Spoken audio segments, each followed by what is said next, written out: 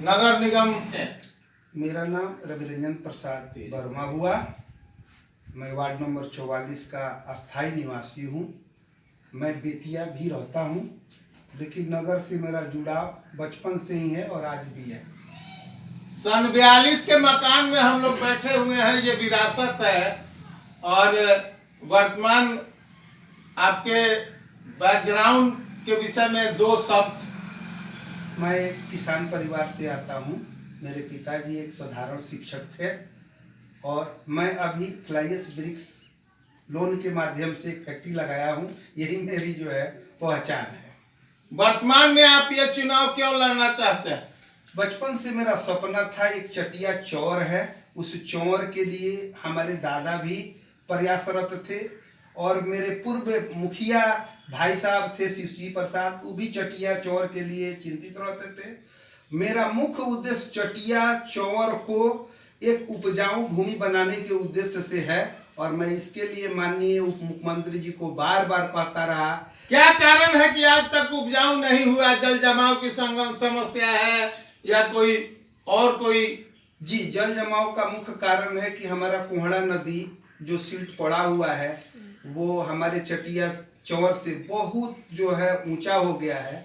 हमारे प्रयास से अभी मुख्यमंत्री जी के द्वारा उसका जो है टेंडर हो गया है, तो 4-5 दिन में हम आशा करते हैं कि उसमें खनन का भी काम शुरू हो जाएगा। बड़ी खुशी है और हम धन्यवाद देना चाहेंगे अपने उप मुख्यमंत्री जी को कि हमारे सपनों को वो साकार कर रही हैं। वर्तमान में आप कितने दिनों से भ्रमण कर रहे हैं, इस क्षेत्र का भ्रमण कर रहे हैं? कौन कौन सी समस्या आ रही है?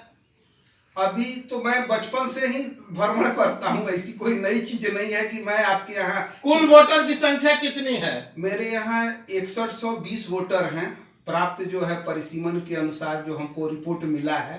अभी तो हमको वोटर पूर्व में कितनी थी संख्या?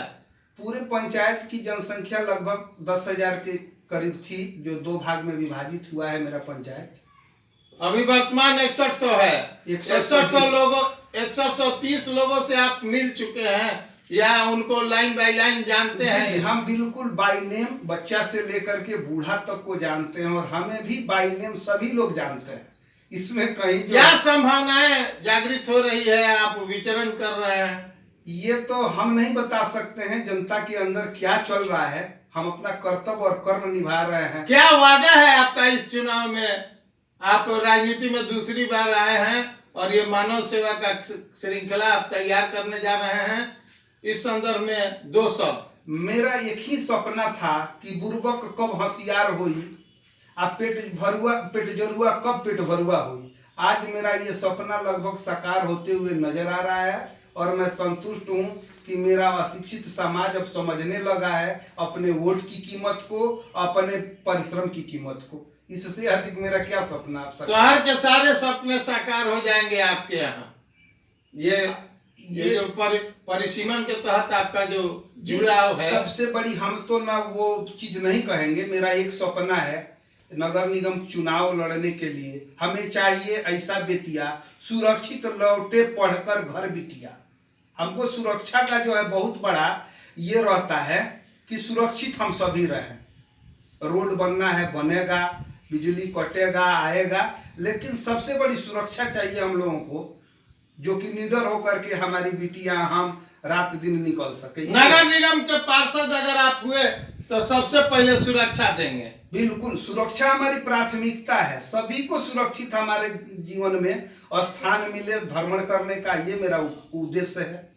दूसरी उद्देश्य हमारी कि हमारे नगर का बाढ़ का निजात हो जाए, उसके लिए हम संघर्ष करते आ रहे हैं। और मैं अगले साल ये जरूर देख रहा हूँ कि मेरे यहाँ चटिया चौर में लौकी और खीरा निकलेगा। इस पर मैंने एक पोस्ट लिखा है जो हम आपको सुना रहा हूँ कि ना रही दुख ना रही पीरा, चटिया चौर में उपजी लौकी खीरा, चटिया उगली एक दिन हीरा। इसी सपना को लेकर के हम इस चुनाव मैदान। नगर निगम का अगर सपना पूर्ण रूप से साकार हुआ और जनता ने आपको प्रतिनिधि बनाया तो आप पहला तोहफा यही देंगे? बिल्कुल बिल्कुल, हम पहली तोहफा यही देंगे कि हमारा बंजर भूमि उपजाऊ हो और दूसरी हम रोजगार सबको देने का, एक घर में एक रोजगार।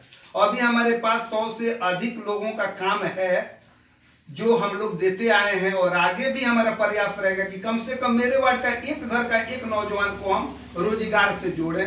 कुटीर एवं लघु उद्योग लगवाने का काम करेंगे और जनता उसमें सहायता करेगी और विकास होगा। बिल्कुल बिल्कुल। अभी भी हम बहुत सारे जो है छोटे छोटे उद्योग लगाने वाले लोगों को बैंक के माध्यम से मुद्रा लोन हुआ, सीसी हुआ, इसमें हम सहयोग करते आ रहे हैं। हमारी अपनी बैंक यूनियन बैंक है जिसके पदाधिकारी लोग जो है काफी सहयोग करते हैं। जनता ने अगर पार्षद बनाया तो दुगुना आप लोगों को लाभान्वित करेंगे और सबका साथ और सबका विश्वास पर आप खड़ा उतरेंगे। बिल्कुल। एक चीज हम कहेंगे कि हम पिछले 4 मुखिया लोगों को देखे हैं भैया, और मुखिया का मतलब मुखिया नहीं देख करके, हमारे भाई साहब मुखिया थे तो हम देखते थे क्या कि सभी लोगों की राय सुधगी होकर के कोई काम होता था, एक अभिकर्ता चुनाता था। लेकिन वर्तमान समय में देख रहे हैं मुखिया नहीं, विदाउट लाइसेंस का ठेकेदार चुनाने का काम हो रहा है, जो हम नहीं करेंगे।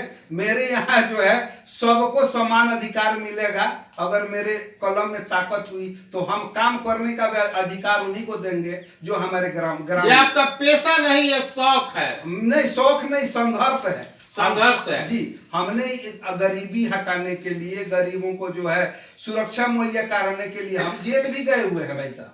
ऐसा नहीं है कि हमारे ऊपर एक मुकदमा भी था, हम 21 दिन जेल भी रहे हैं, लेकिन बाइज्जत हमको कोर्ट बरी किए हुए हैं। हम गरीबों के लिए लड़ते आए हैं, और हमारे दादा भी लड़ते आए थे, हमारे चाचा भी लड़ते आए हैं। वर्तमान समय में आप जहाँ बैठे, मैं बिहार हद तक के माध्यम से ये कहना चाहूंगा कि आप गरीबों की आवाज बन के उभरना चाहते हैं। बिल्कुल। ये हमारे दादा की दी हुई धरोहर है। हमारे दादा गरीबों के लिए आवाज उठाते उठाते, आज कहने में मुझे कोई ये नहीं है कि शहीद तक हो गए इस गांव के गरीबों के उत्थान के लिए। क्या शुभ नाम था? स्वर्गीय सरजुगलाल जी। उन्हीं के सपने को आप साकार करेंगे। बिल्कुल। मेरा सपना है कि मैं स्वर्गीय सरजुगलाल और काशीलाल जी के सपनों को निश्चित रूप से साकार करूंगा। ये मेरा वादा नहीं, पूर्ण विश्वास है कि मैं अपने जीवन काल में करके दिखाऊंगा।